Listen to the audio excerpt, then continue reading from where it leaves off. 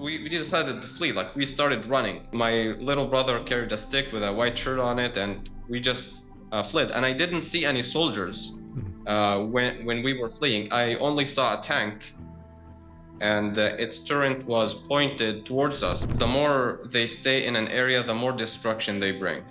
And that's why Rafah or Beit Hanun, these are Palestinian towns, used to be towns, now they are wasteland.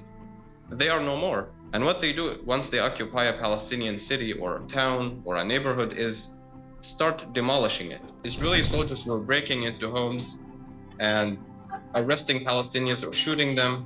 They order them to strip almost naked, like everything except the underwear or the boxers.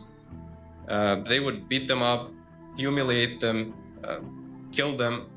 Like I said, they turned a Shifa yard into a cemetery. Look, nobody has a choice. Like when there's bombing and there's bullets and shootings, there's no choice. You have, like, there's no psychologist that will come in and tell you that you do this or this is. I don't know how to articulate this, but you're on survival mode. So they have to process these things. I know that the attention is now to Iran, like Gaza is no longer the main headline, but I want to advocate against Israel, against Zionism, try to have an impact or an influence. The path that we're in is irreversible. Yeah. There's no going back to the time in which Israel had monopoly over the narrative and controlled what's being said. Film a podcast, Jay Shapiro here. I had a conversation with Muhammad Al Turk. Muhammad is a 22-year-old young man from Gaza. He was born in Gaza, raised in Gaza, has lived his entire life in Gaza, has actually never set foot outside of Gaza. And he reached out to me wondering if I'd be interested in hearing his story, his testimony of what it's like to live in Gaza the last few years or his whole life and what his perspectives are. And I said, of course I would. I think it's really important to hear these kinds of first-person testimonies. It's just a joy to talk to him, although parts of his story, as you can imagine, are quite heartbreaking and difficult to hear. There's certain things you're going to hear that you're probably going to want to unhear. But I think it's really beautiful and crucial. And then there's something that Muhammad has seen that he brought up to me in the conversation, and it's this Gallup poll that's been going around. It looks like this. It shows the question is, who do you sympathize with more in the Palestinian-Israeli conflict?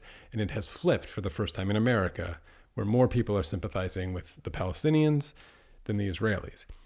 You could break this down by age and political affiliation. It looks like the Republicans and maybe older people still have a ways to go before this flips. But overall, Americans, for the first time since they've been asking this question, which dates back a while, it has flipped to more sympathy with the Palestinians. And I think there's a lot of reasons for that we can talk about, ranging from obviously maybe social media allowing Palestinians such as Muhammad to broadcast their story and their humanity to the world in a new way, maybe just the depravity of the Israelis becoming increasingly more obvious and difficult to swallow, to maybe some of the more philosophical arguments that I've been making about this kind of the myth of the neoliberal project in the West, not even really delivering happiness or security or safety anymore, where believing the myth has been popped in such a way that allows you to see these atrocities. There's a lot of reasons for this flip. One of them also I bring up is perhaps that more Palestinians are speaking English and can speak in a way on our TV cameras in shows like this that feels very direct and human. And psychological testing and studying accent bias and language bias is actually one of the strongest prejudices we have. And so strangely, one of the most powerful ways to get your message out if you're fighting colonialism is to learn the language of the colonizer and tell your own story. Famously, of course, this is why it was illegal to teach your slaves how to read English. And Muhammad is not just good at English, he's actually majoring in English. He's actually just graduated, so he sent me his grades, which are really good. So give him a little pat on the back. It's quite the feat to accomplish and graduate in the last couple of years in Gaza. So congratulations, Muhammad. But his English is beautiful, and I'll tell you sort of how he learned it which I'm quite jealous of. But yeah, this graph, I'm going to be talking about it a lot more because it is the one variable that none of us in the world have really seen. Obviously, the entire narrative has been destroyed in America, and Israel are still on the rampage. So I don't know how this is all going to turn out.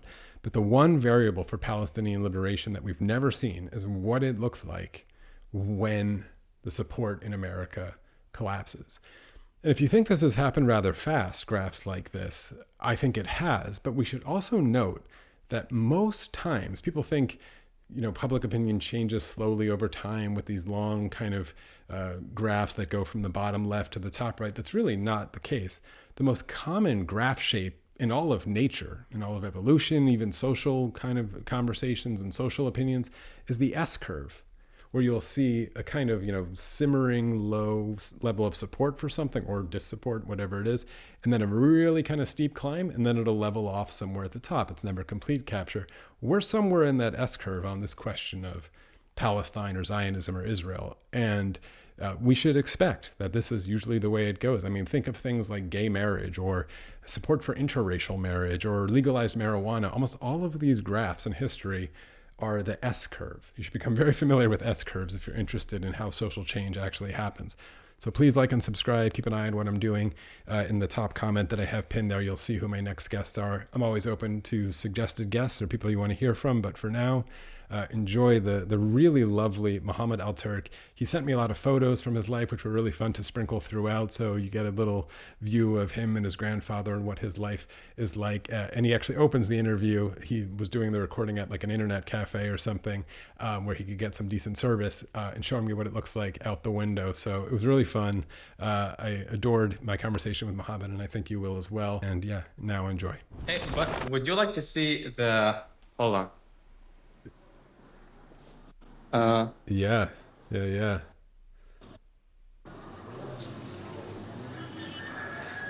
So this is Gaza City that you're in right now? Yeah, it's Western Gaza City. Western Gaza City. Okay. It's not as much destroyed as other parts. Yeah. Well, we'll get into that because I know the yellow line and the North Gaza is basically gone from what I can understand, and then East Gaza is destroyed as well.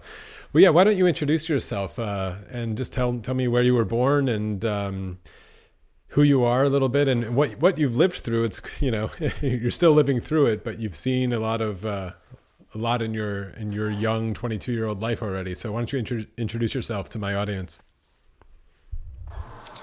Yes. So first of all, thank you for having me. I'm very glad to be here.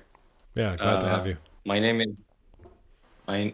is Muhammad Al Turk. I'm a 22-year-old Palestinian from Gaza. I grew up in Sabra neighborhood in southern Gaza City with my family. We used to live in one building with my grandpa, my dad's father, and my uncle. So each one has an apartment. In 2016, we separated, we sold the building or the home, and everyone, we went separate ways. So my dad bought an apartment in Al neighborhood. My grandpa bought another apartment in a different place. And so we lived in Al neighborhood. We moved in 2016. In 2018, there was an Israeli round of escalation and aggression, and the building that we used to live in was bombed, and we lost our home. After that, we rented an apartment around the same area, and we have been living in that apartment ever since. I'm majoring in English translation. I love English. Yeah. So if I did that math correctly, you said it was 2018 when your house was destroyed. Was that right? Yeah, it was in November. So that's 2018. So 8 years ago. So you would have been 14 years old when that happened. Yeah, wow. So, well, before I get into some of the family stuff, because I want to ask you about it, what brought you or drove you to English? Was it, what was it about learning English that you thought was the direction you wanted to go academically or professionally? Uh, I like to talk about this. So I don't think I've ever said that before on Hmm. a podcast or an interview.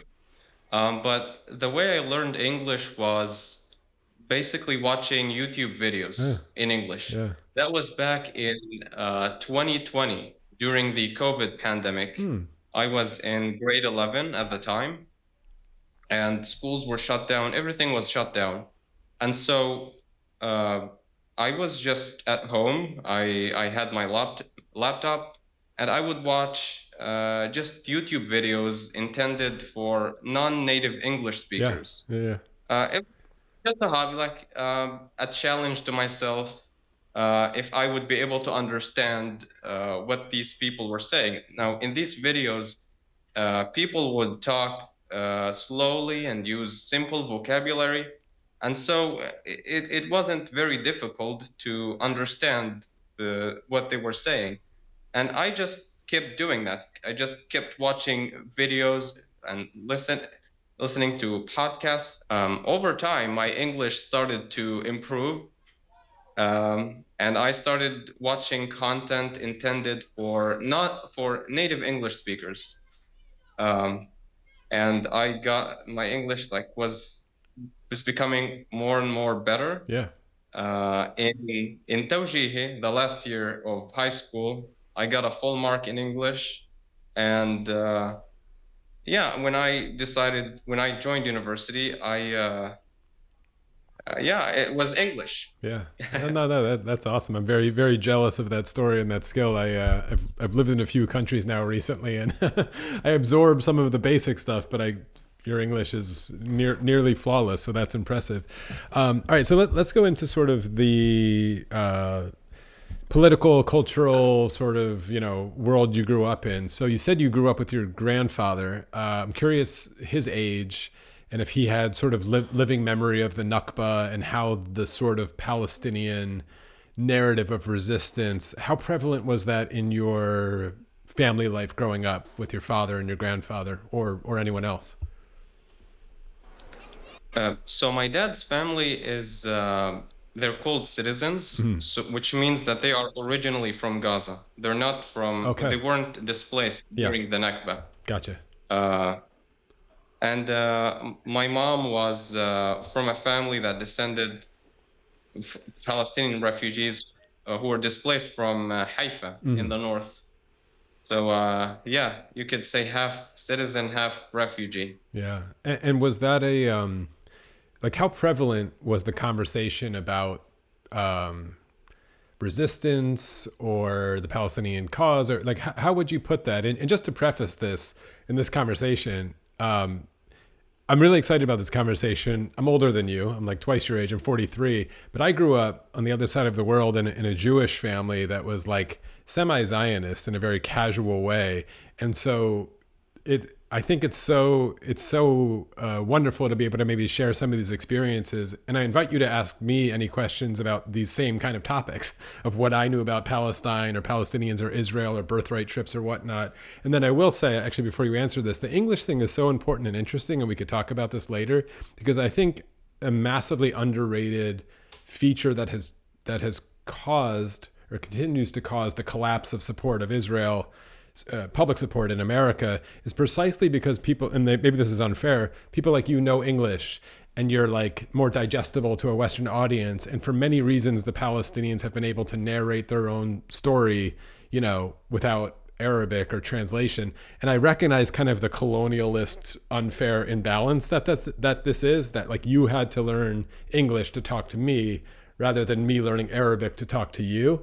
But in some ways, I think that's an effective an effective communication and tool of resistance, for better or worse, if that question made sense. But anyway, back to that question about sort of curious what you grew up with, kind of in relation to the politics or mission or vision, however you would put it, of liberation of Palestinians in Palestine.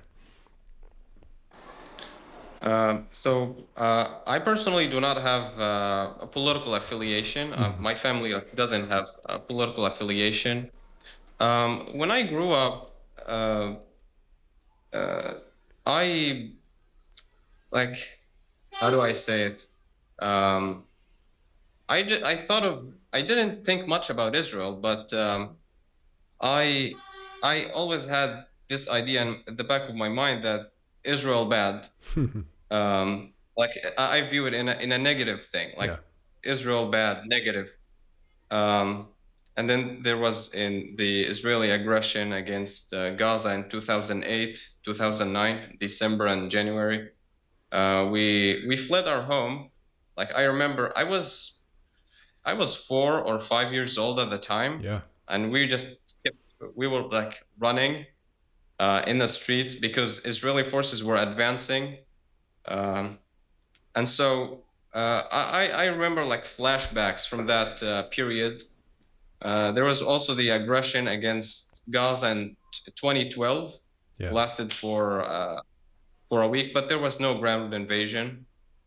There was the aggression 2014. They called it protective edge, I think, and lasted for 51 days.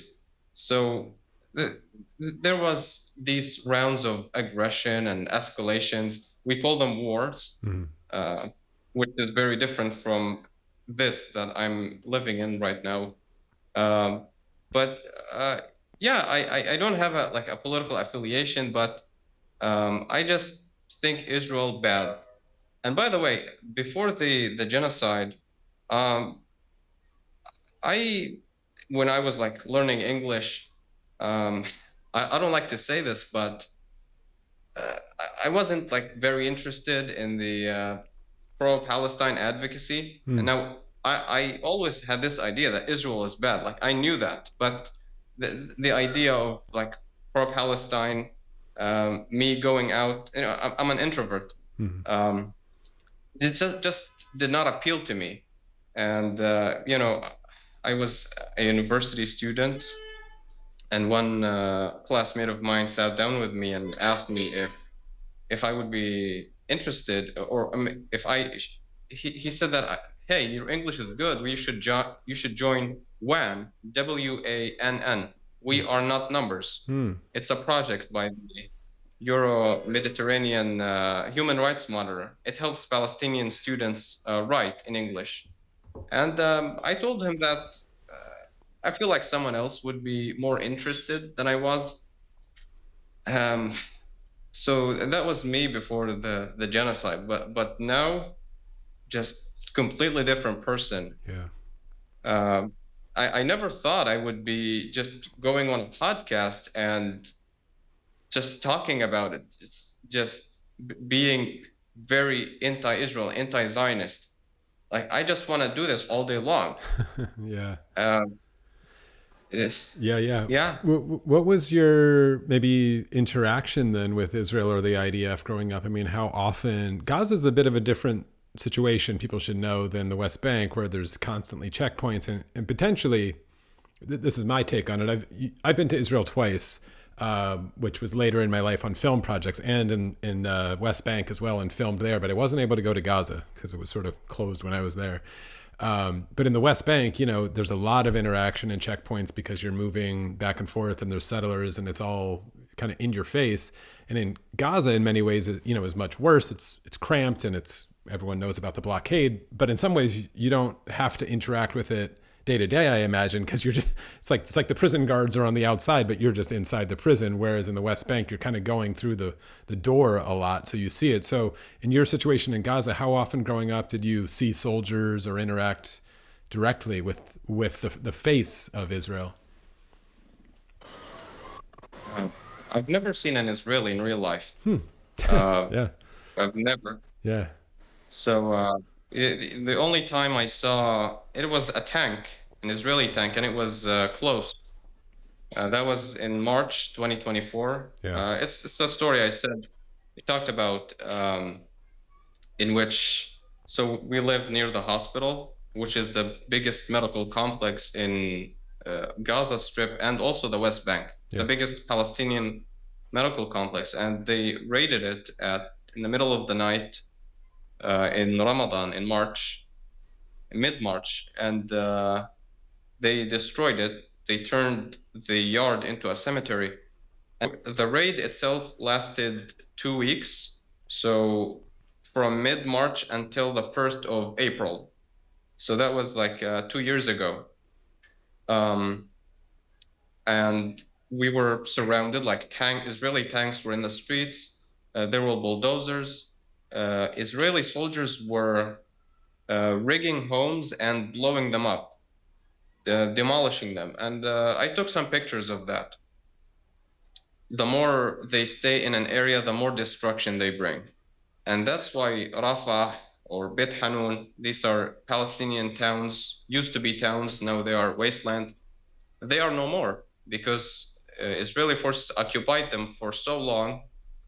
And what they do once they occupy a Palestinian city or town or a neighborhood is start demolishing it by bringing bulldozers and private companies and settlers from the West Bank, and they would just demolish Palestinian homes like revenge. Yeah. And so we stayed for 1 week, and we fled. It was us and another family in the building.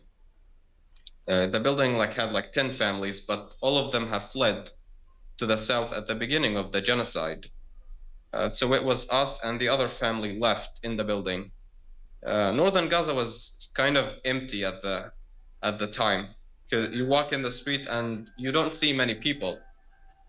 And so we decided to flee because Israeli soldiers were breaking into homes and arresting Palestinians or shooting them. They ordered them to strip almost naked, like everything except the underwear or the boxers. They would beat them up, humiliate them, kill them. Like I said, they turned a Shifa yard into a cemetery, and we decided to flee. Like, we started running. My little brother carried a stick with a white shirt on it, and we just fled. And I didn't see any soldiers when we were fleeing. I only saw a tank, and its turret was pointed towards us, but I don't know if it was active or not. It was just a glimpse, like 1 or 2 seconds, because we were running. We were running towards a Shati refugee camp in the north. So yeah, I didn't see. I've never seen an Israeli in real life. It was just that tank. Wow. And I imagine you see their drones and their bombs, and your interaction with the state is mediated through, I guess, just violence. I mean, there was Israelis in the tank, I suppose. How common is that for Gazans to not really ever have seen an Israeli? I mean, how does that affect you? It sounds like this faceless monster that lives right next to you. I mean, how do you feel about that? I think some viewers are going to be surprised that there's so little sort of interaction. Israel, when I think of it, is bombs, explosions, tanks, shootings, bullets, things like this. That's what I think. Yeah. That's the image I have in my mind when I think of Israel. Yeah. Yeah. How much do you learn? This is kind of a question from my past, but how much do you learn about kind of the Zionist mythology of why they would tell you they need to keep you in this cage, why they claim that they have the land is theirs? I mean, how much do you learn about the history of Theodore Herzl and Ben Gurion? How much is that a part of sort of the Palestinian education growing up, even in school? So I did learn some things about that, like the I think called conference that the Herzl. Yeah. Theodore Herzl made in Switzerland, I think, in the late 19th century. Sorry, do you learn those We learned about. things? You learn those things in school, like in grade school? I'm just curious where the education comes in. Yeah, we learned about such things in school, but I don't think it was that much. Hmm. I personally read a book. It's called تاريخ فلسطين المصور, Palestine's like visual history. Hmm. I think that's the correct. I don't know if that's the correct translation or not, but it tracks Palestine's history like from the dawn of history until 2010. Hmm. And I read it like twice. It has a lot of pictures, Hmm. and uh, I think it gave me a lot of knowledge about the history of Palestine. Yeah. What Yeah. is? Yeah, I'm curious. I would like to know what the education is like in Palestine for someone like yourself. What you get about the world, about your situation. Do you learn about writers and heroes like Ghassan Kanafani is one of my favorite Palestinian writers, and like is this the kind of education that you get growing up in school? Because there's a lot of propaganda that tells you like, oh, Palestinian schools are just a bunch of like anti-Semitic factories where they teach these kids to just like parade around with guns and read the Quran and get some like crazy Islamic interpretation. And like, I would love for you from the source to tell me what was it really like for you? What did you learn? How did you learn it? Yeah. What was it like?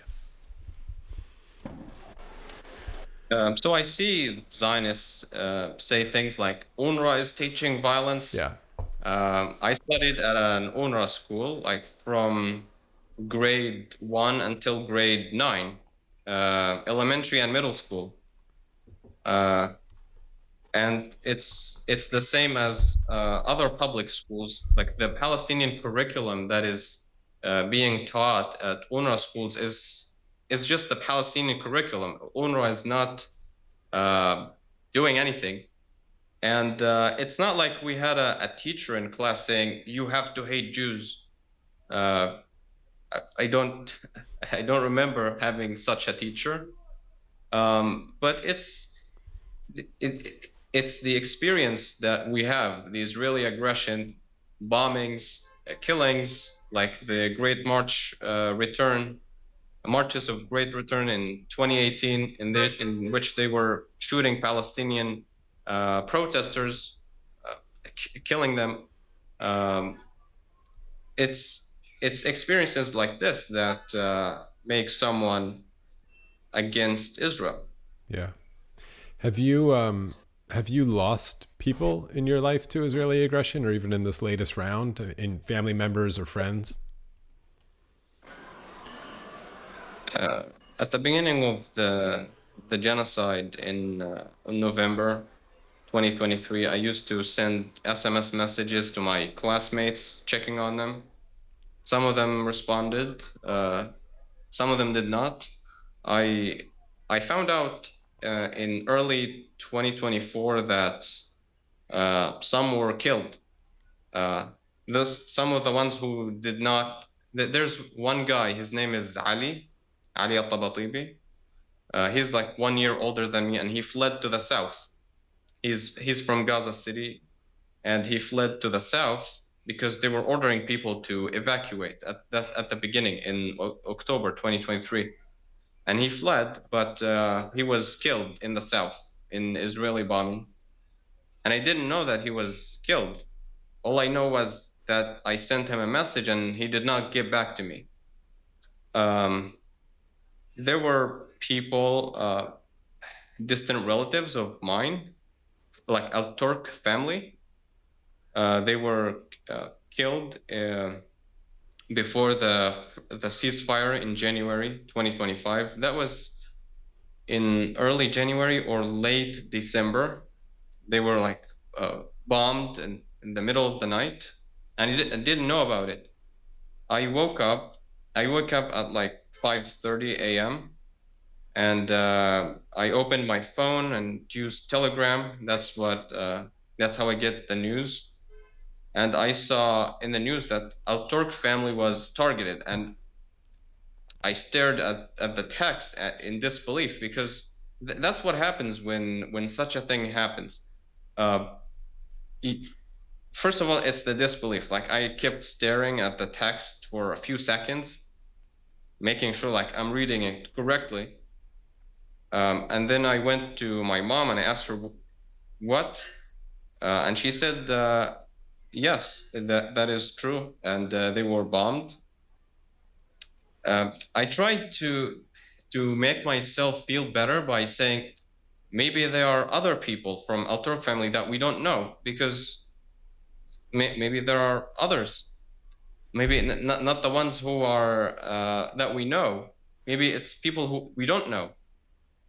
But that wasn't the case, and it was the bomb, the kind of that makes Palestinians evaporate. There was a reporting on that. It's not a regular bomb. It's a munition that causes everything to go in flames.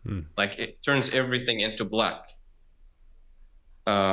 So I went to the hospital, to Al Ma'madani Hospital, or the Al Ahli Hospital in central Gaza city. That was like the one that bombed at the beginning of the genocide. And there was like a lot of stories about it. So I went to it. It was like 7 a.m. maybe, because there are people who survived. And some of them, yeah, survived. I shook their hands, like they were in the hospital. It was my dad's cousin, and he's a very respectable man. He's worked in education like for a long time, and his head was like covered in blood. But you know, as soon as he saw me, like he's a very respectable man. He almost like wanted to break down and crying. He said to me that he liked us because we have a very good relationship with them. Like, we're very friendly with them. We then went to the house. Now his injury wasn't that bad, and so he's okay now. We went to the house, and it was just all in black. And we were discussing, like, what are they gonna do now that there's no home? Where are they gonna stay? Where are they gonna live? The ones who survived. And someone was in the home and came out, and there was he was carrying like a small foot, like a soul. Was like a child, and it was black. That was somehow, that's the part of the boy or the girl that survived, that still existed, that wasn't evaporated. Put it in a plastic bag and just kept walking, and we were like looking at it in silence. So yeah, we lost relatives, their neighbors. Yeah, it's during the March raid that I just talked about. Neighbors of ours tried to flee the same day as we did. Now, we were lucky because we were okay, but there was a family living in the building next to us. It's a building that is the same as the building we live in. So several apartments, and almost everyone fled, but there was just one family still living in the building, and they tried to flee. This family is 5. The parents, 2 twins, guys like me, and their little sister. They tried to flee. Now, I didn't see that because we already fled, but we heard about it. Like, the whole neighborhood knows this story. They tried to flee, and the dad and the mom were shot and killed, and also one of the twins. So the other twin and his little sister survived. Opposite of them, also other neighbors, they tried to flee, and 2 children were shot and killed, like elementary school. So we were very lucky. we managed to flee safely, but they didn't. And the dad of one of the boys who were shot, he had a poster or like a just big picture of the boy, and he hanged it at the door of the home. So yeah, many people were killed. Yeah. And one of the questions, the scary questions, is do you know? And then you say the name. This is very scary because it means, for the most part, that this person that you're asking about was either killed or injured, or something bad happened to him, or abducted. So it was a very scary question. Wow. That's wild. Do you? I want to ask a question about the trauma of all of that, because that's all pretty extreme stuff to live through. Do you have younger siblings that are, you're at an age where you could start to process this as a young adult? I'm wondering about the younger children and how they're processing this. What's your take on that? I wonder if you have younger relatives or siblings. Like, how do you even talk to them about what's happening? So I'm the oldest, and I have 3 siblings, 2 brothers and 1 sister. So my sister is, she was born 2005. Okay. So She's like 2 years younger than me. yeah. And then one of my brothers, he's 16, Okay. and the other one is 18. So it's 16. It's 2 years between everyone. Yeah. Oh, my middle brother, who's 18, he was like evacuated last year. He got a scholarship because he have like high grades, and so that made him eligible for a scholarship, and he applied for one, and he was evacuated. He's in Italy right now. It's a scholarship for high school. And I still live with my brother, my young brother, and my sister.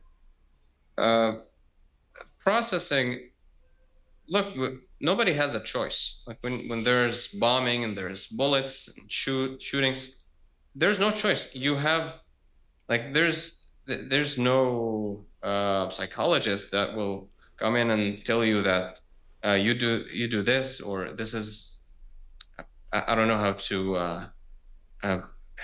articulate this, but they grew up very quickly, basically, whether they want it or not, because when there are bombs falling, you have to act quickly. You have to learn things very quickly. You're on survival mode. So they have to process these things. If I could shift the conversation then to the anger you must feel. I mean, I've seen it come out on other podcasts, and what do you do with that anger? How do you personally live with it? It's a difficult mental state to remain in, of being angry all the time. So what do you do with it? How do you handle it? So I try to teach myself more and more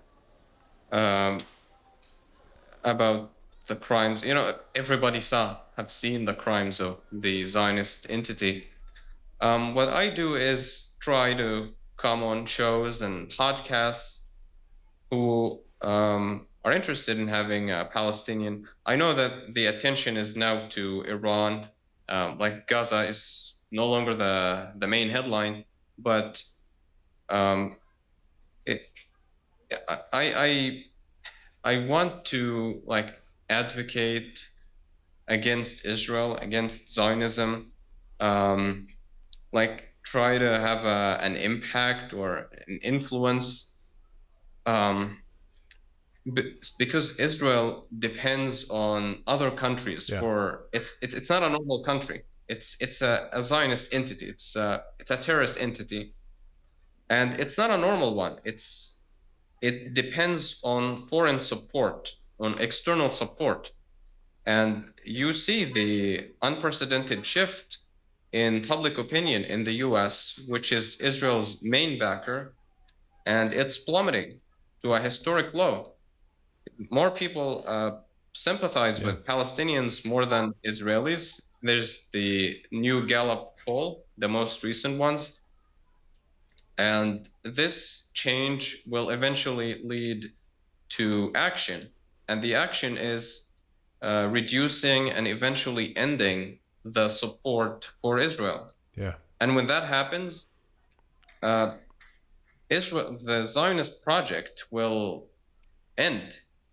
I have seen a report from the Hebrew media about an Israeli proposal to bring American bases, like to move American forces from bases in Arab countries to Israel, or build new bases, like permanent American bases in Israel to protect it. So they depend on the US. The airplanes that they have, the F-35s, F-15s, the Iron Dome, US is replenishing the Iron Dome, the Apache helicopters. Many of the things they have are American made, they're foreign. And so if they lose the support of the US, they're done. Yeah. And so I want to raise awareness and provide a first-hand experience of the genocide to basically like push,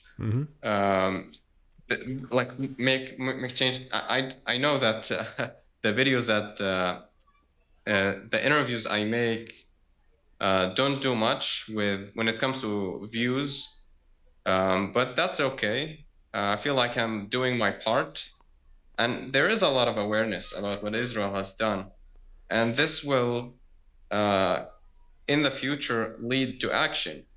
It is inevitable. Yeah. They are trying to postpone it and delay it. They bought TikTok, and they're censoring anyone who criticizes Israel. You have YouTube removing Palestinian videos or videos documenting Israeli war crimes against Palestinians. There was even this Haaretz report about Israel trying to meddle with ChatGPT's results, I'm sure. like the answers. Yeah. So yeah, they're afraid. They're scared, and yeah. Yeah, no, that's amazing. I always do these intros to the videos, and I'm going to give my analysis on that new Gallup poll as well to lead into talking to you, because I think it's crucially important to give you just a little bit of, a little taste of my story. Like I said, I'm 43, so you do the math. I was born in 1982, Pennsylvania, to a Jewish family, and this is, Ashkenazi post-Holocaust American style Judaism, which is basically a post-1967 kind of Zionism that you get, where it's not, for me at least, wasn't overly religious about devotion to God or anything, but it was definitely understood that you support Israel, and Israel's a good place, and Israel's my safe haven. I have a birthright to your land, apparently, so I don't know what you're doing on it, according to the people who told me that it belongs to me. But that's the mythology kind of that I got. And it was always a source of frustration and anger for me growing up.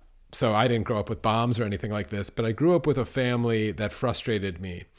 And they would always claim like, oh, what can we really do? We're just one little family. And everything you just said is the same argument I've been making since I was 13 of like American Jews, in particular, American Ashkenazi Jews. It just happens to have a lot of concentrated wealth, hold and have always held a very powerful lever to the system of Palestinian liberation. And they've denied it. They've denied that they could really do anything about it.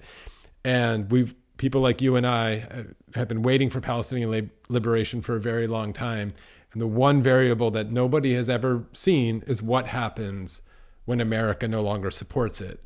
You sounded pretty optimistic there. I'm also optimistic that we're in that process, although like Elon Pape and many other people have said, it's a very violent end process. So we're all holding our breath that we can survive the next, a couple of years or whatever it looks like as that collapses.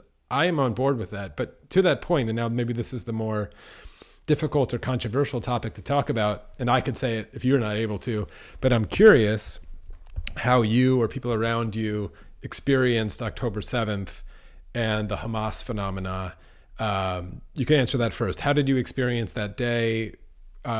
were, you could say what you can say comfortably in this interview, but were you in support of it, or how did you feel about that day? And did you know it was going to have it was a huge domino in a process of history that I think has really started to fall?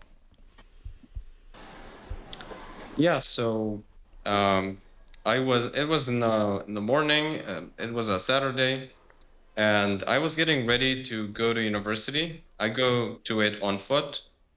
It's Gaza is very small, so Yeah. sometimes when I need to go to other places, I don't need a bike or a car. I can just walk. I can just walk to the yellow line. It's not that far, and that's when I heard the missiles go off. Like all of a sudden, just missiles, and they have a very loud sound. Even the cat that we has, like, she was very scared. She just started running. She was a few months old, and nobody knew what was happening. Like, I went to the WhatsApp group chat of the university, like my classmates, and everybody was asking, like, what is going on? What's happening? And nobody knew. I remember a classmate said that Israel has assassinated the military chief of Islamic Jihad in Syria, which wasn't the case. And after that, we started hearing the news about the infiltration crossing the border, and it was it was unbelievable. There was this video of a white pickup truck in Sderot, I think. Uh, like like I had no idea what was happening. And then there was the Muhammad Al Turk, who is the chief of the military wing of Hamas, and he made a statement saying that this is in response to the violations at Al-Aqsa Mosque and the violations against Palestinian prisoners. And yeah, it was an overwhelming day. Like you said, it's have a very big impact. Yeah, it's a lot of things happened in that day. But did you have a sense that it was going to be such a turning point for clearly, your life and everybody around you, but potentially the world? And then, like, this is very controversial, so I'll just say it. In the long stretch of Palestinian liberation, this makes people uncomfortable, but it may have been, the turning point that actually leads to the liberation of Palestine. No matter what we think of Hamas or their religiosity, we could talk about that. But for anybody who studies and reads history, like, this is sometimes kind of how it happens. It's messy, it's violent. It's not always Gandhi and peaceful protests and hunger strikes. I've done a lot of these episodes on my show. So did you have a sense that it was, for you personally, going to lead to a catastrophic response that amounts to genocide, but then potentially be this, piece of the graph? You mentioned the Gallup poll. I'll put it on the screen now. Like, if I put October 7th on that poll and you showed it to an alien, they would be like, oh, that day must have really changed public opinion, right? And everybody who wants to call it terrorism and, was branded as terrorism would be like, well, the terrorists are like, well, it kind of worked, didn't it? Like, if the goal was to, like, alert the world to the plight of the Palestinians, for better or worse, you put that on a graph and it certainly looks like, I did an episode called Does Terrorism Work a long time ago with Richard English, and it seems like he should write a chapter of, like, I don't know, it seemed like it kind of worked there. This is not me for the YouTube algorithms endorsing terrorism, just so I don't get banned. But it's very complicated. So yeah, so did you have a feeling that it might be that big of an event as it unfolded? I think you're right in what you just said. It was a day that, Gaza is wiped out now. Mm-hmm. But you look at, is it the thing that you just said, Palestinian liberation, like, regardless of how that day is viewed. I think yes, it's a major factor Yeah. in on the long term, on the liberation of Palestine. Um, it's when at the beginning, the first 2 hours or 3 hours, I think some people thought that Israel, that's it, like Israel it's over for Israel, because you look at like the Gaza border, and it's like the most surveyed area in the world, and you have those guys just going into pickup trucks and motorcycles and going in. Um, so uh, nobody expected that. Nobody thought that this was even possible. And there was the genocide. They wiped out 90% of Gaza. And I hate it when I see people saying, yeah, that's what you get for October 7th. Like, Right. you're committing genocide against 2 million people. This is Zionism.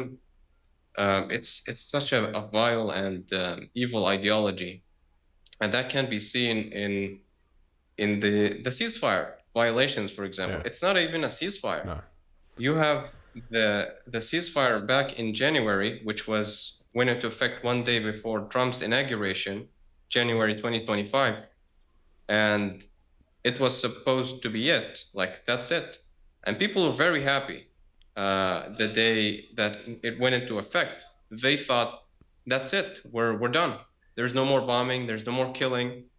And in March 18th, they resumed the genocide. They breached the ceasefire. That's what it was. But when you look at the media, it was resumption of hostilities. Both sides are accusing each other. It was an Israeli breach of the ceasefire. And also, right now, they still bomb Gaza. They still kill Palestinians. Yesterday, a Palestinian was shot and killed by Israeli forces in Gaza. They're restricting the aid. They still occupy 60% of Gaza. And it enrages me how casual they are about it. Like, we're still bombing Gaza. We're restricting the aid. When you make an agreement with a Zionist, the next day, they will do the very thing they agreed not to do, because this is what Zionism is. Yeah. Is it safe for you to talk about Hamas or that day? I'm just curious. It might even be safer for me. Are you? I guess I want to ask the feelings of support. No, you can ask. Yeah, I mean, I'm curious. No, you can ask anything. Yeah, I'm curious of your support for it, or some people say it was worth it, it wasn't worth it. How much blame do you lay, if you don't like them, at the feet of Hamas for that day and the response? I mean, like, how do you sort of morally and politically or strategically evaluate the role of Hamas? And I wonder if you know anybody who has joined, or if that's safe to talk about, and the reasons why they did. Because I think it's such a from my perspective, we get so much propaganda about it in the West that it's a massively misunderstood movement, and the way that it melds Islam and resistance and all kinds of ideas together. It makes it very sticky to talk about. So I'm curious, your personal take on it and your feelings about it. So I was born in 2003, and they took over in 2007. Yeah. So I was in kindergarten at that time. The thing that they are good at is they're good at some things, and one of them is security and safety. They care so much about that. And Gaza, before the genocide, was one of the safest places in the world. You could go walk in the street alone at 1 a.m. and you wouldn't feel afraid that someone will try to mug you kidnap you, rob you. Maybe you would be afraid of stray dogs, maybe. But there was like crime was so low in Gaza, and not only were they hard on crime, um, crime was also socially unacceptable. So, so that's one thing they are good at. It's safety and security. And nowadays, like when I like walk in the street and I see a police checkpoint, uh, I I have a positive image in my mind, because if there's a police checkpoint, there is someone in a police uniform. It means there's law, there's order. Maybe not like before, but there is at least some semblance of safety. Um, so, uh, and also, I don't hate them. I don't have to. I don't think they're bad. And I think I could look at the leaders, for example, like the former chairman of the political bureau, Ismail Haniyeh. He, three of his sons were killed in a drone strike in a Ashati refugee camp. That was in, I think, early 2024. So three of his sons were killed. And then his sister was killed. Some of his grandchildren were killed. And then he himself was killed in the assassination in Tehran. So, one cannot make the argument that someone like this is living a luxurious lives. And you have other people as well, like the current chairman of the political bureau, I think Khalil Al-Hayya. His wife was killed in the Israeli attack on the negotiators in Qatar. His wife was killed, and his wife was injured. Sorry, his son was killed. So this is not someone who is living a luxurious life. He lost his son, and the strike was intended for him. There are several people, like the top leaders, who have lost immediate family members in Gaza. And so one cannot make the argument that these people are disconnected from what's happening in Gaza. Yeah. So yeah, and also one more thing is, even if these guys were to go, who would be the alternative? The alternative is the criminal gangs that are backed by Israel. I assume you heard about them, like Yasser al-Shabab, for example. He was killed, by the way. These are just criminal gangs made up of murderers, criminals, thieves, people like who were in prison before the genocide and they got out, drug addicts, drug dealers. So they are like basically the scum of society. And Gaza has celebrated, like Palestinians in Gaza celebrated when Yasser Abu Shabab, head of these criminal gangs, was killed. Mm-hmm. They were like handing out sweets in the streets. So that's the alternative. Yeah. So yeah, that's my view on them. I want to ask a question about religion and theocracy and visions of liberation or whatever. And, first I want to ask you about the level of religiosity in Gaza, because I think it's quite misunderstood. How much is sort of the path of Islam, a personal path in your experience in Gaza, and how much has been used or maybe properly channeled through resistance movements? And what's interesting talking to you, it's a hard question to ask, but you're 22 years old, which is, I'm sure there are 22-year-olds in your age group who join Hamas or Islamic Jihad and take this up. And I'm really curious. I mean, I've about that process of the role of religiosity or religious devotion that plays in that? Or is it just political and the religious stuff is sort of a sideshow? Or, how do you read that vision of things? Because what's happening in Iran, for anyone who knows history, is a version of that. The Islamic Revolution in 1979 was an anti-imperial, anti-American, maybe anti-capitalist revolution, which took on, an Islamic flavor and implemented some ideas of Sharia law, which some people find very, detestable, of women's rights and whatever.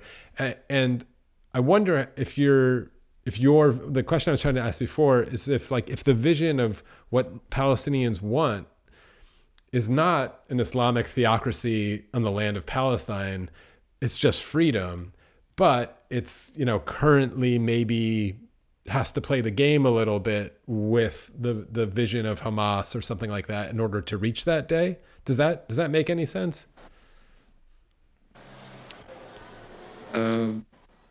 So when it comes to really religiosity, I don't know how to No, you pronounce nailed it. You got it. Yeah, people in Gaza are generally conservative, like pray 5 times a day, fast at Ramadan, and do the Friday prayer. I did the Friday prayer just before coming in here. It was the bomb, the mosque. It's nearby. It was bombed, but people they still come into the same place and they pray. And at Friday, it gets so many people arrive because it's Friday, and so there's no space left inside. People have to pray on the street. People who arrive late, and I arrived late, so I prayed outside. The Palestinian movements like Hamas, Islamic Jihad, they are Palestinian national movements, and they're also Islamic. So Palestine is their that's their limit. It's yeah. I also want to answer. I also want to answer the question about knowing someone who was in Hamas. So it was a classmate of mine, and he was very smart. That was back in middle school. He was, I think, on top of the class. He was a little shorter than me, and he was a very pleasant person. And I found out in early 2024 that he was killed I think killed in battles against Israeli forces. I never knew that he was he's the same age as I am, and I've never shot a bullet in my life, and so it was to think that this guy who was my classmate, and he was a friend of mine, he was sort of military, and he was going and fighting Israeli forces, and he was killed. I think it's important to mention that his brother was killed in the aggression against Gaza in 2008, 2009. That's the one I talked about, in which I have flashbacks just running in the street because they were advancing. So his brother was killed in that aggression, and he grew up, and he picked up the gun, and he was also killed. He was a very good friend of mine, and I liked him a lot. And I heard a group of children, it was at night, and they were just walking, and they weren't yelling, but they were chanting. They were saying Tahiyya al-Katab, greetings to the battalions or to the brigades, meaning the military wing of Hamas. They were just walking in the street and doing these chants. I was during Eid, some military members, the military wing of Hamas, like were deployed in the junctions in Gaza, and which is different. Like it's not the same as the police. There's the Gaza Interior Ministry, and there is like the military wing of Hamas. But Israel targets both, and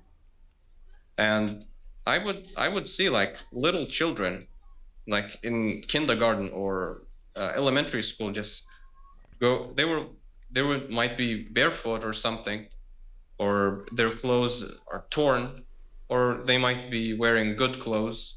Either way, I would see just little children going to these fighters, these like masked fighters, and they have the green headband, and they would shake their hands because like they see this and that's a good guy. Yeah. So yeah, I feel like I like strayed away from the original question about religiosity. No, that's a fantastic question. I mean, or answer. I mean, the story about your friend or your classmate who joined. There's a psychological marriage between trauma and religion or mythology or whatever. It sounds like his brother was killed by Zionists. It doesn't take a rocket scientist to think that he was interested in fighting back on some level, and in Gaza there's very limited channels in which to fight back, I suppose. Does it feel that way? Like you could try to do what you're doing and become a poet or a writer, which might get you killed. You could become an international lawyer. So like when I was in the West Bank, I was filming at Birzeit University with their law school, and they're all trying to join the UN and fight for rights at that level. There's paths that you could try, and they all feel kind of impotent. Or of course you could join a military wing, and in Gaza the name of that is Hamas or Islamic Jihad. Did I describe that correctly? There's this fantasy that people have that it's like, oh, they're reading the Quran all day and they're enraptured by some passage about jihad or something, and they decide to take up holy arms when they're a teenager, and has nothing to do with their oppression. They just want to wage holy war, and Israel is there are infidels. But in your it sounds like your story, I don't want to put words in your mouth, is like that's mostly just some Western fantasy. It makes perfect sense the way that you described how and why this would happen. And of course, children are going to see you as a hero in the street, which probably makes you feel very good. And I think everybody, in my experience, meeting Palestinians in the West Bank, maybe even yourself, everyone kind of wants to be the hero of Palestine. This idea of Palestinian liberation is in everyone's mind. Maybe like everyone has these dreams of like, I'm going to be the one who does it, which is cool. And so there's a lot of reasons to take up arms if that's the direction you go, which have nothing to do with what the Quran says. Did I do that correctly or not? But there are people who like I said, Hamas, Islamic Jihad, like these are Palestinian national movements, but they have an Islamic flavor. Yeah. Like these people are like conservative. Yeah. And some people are not conservative who fight Israel. Some are. I feel like conservatism, like it plays a role it's undeniable. It plays a role in fighting Israel. All right. So then to just drive it to the end, we've talked more philosophically, which is what my show generally is. But if there's anything that you want the world to know about Gaza, what would it be now at this point? What happened in Gaza was the crime of all crimes. Zionists have committed this heinous, unspeakable atrocities. Zionists are vile, and they do not honor any agreement. They do not commit to anything. They violate and breach. Their word is worthless, and Israel depends on external support. So what I would say is call for an arms embargo, call for ending economic support, military support, diplomatic support, because Israel relies on external support. So have an impact, have influence. And to me, like, if someone wanted to support Gaza, support Palestinians, you don't have to donate to, like, for a humanitarian aid. My idea of supporting Palestine, Gaza, and Palestinians is supporting the work of people who advocate against Zionism, not humanitarian aid, because what's important is the impact, having an actual effect on the ground, and it takes years. Like, it's not immediate. It takes years, but the path that we're in is irreversible. Yeah. There's no going back to the time in which Israel had monopoly over the narrative and controlled the what's being said. There's only going forward, and going forward means things getting worse and worse for Israel. And in the end, they will be held accountable. It takes time, I know, but it's gonna happen in the end. And support the people who advocate against Zionism. Yeah. Well, that's great. Well, this was really awesome. I really appreciate you sharing some of your story and your opinion on it. If you want sort of my broader philosophical, historical lens that I like to bring on the show, I think Gaza has done its part in the global fight against Zionism and maybe imperialism that we're living through. I think they've done their part. For, love it or hate it, they've done what they've done, and they've alerted the world. And now the real work, the fight, has to be done in the West, and it's in places like America, and it's in places in sort of the center powers of the empire, where people are going. The polling is there, like you saw, and now action has to follow. So a lot of us who have been admiring the courageousness and steadfastness of Palestinians for decades, I think need to now find some of our own, because, to be totally honest, you've done your part in Palestine. Keep telling your story and keep writing your books, but the world knows the situation now, and now it's up to us to fight it from the inside. And there's only so much Palestinians can do. I think you've done your part. Now hopefully we can do ours. That's what I'll say. Thank you very much for having me. I loved being here. Yeah, cool. That was awesome. Thank you, Mohammed. That was really fantastic and beautiful stuff.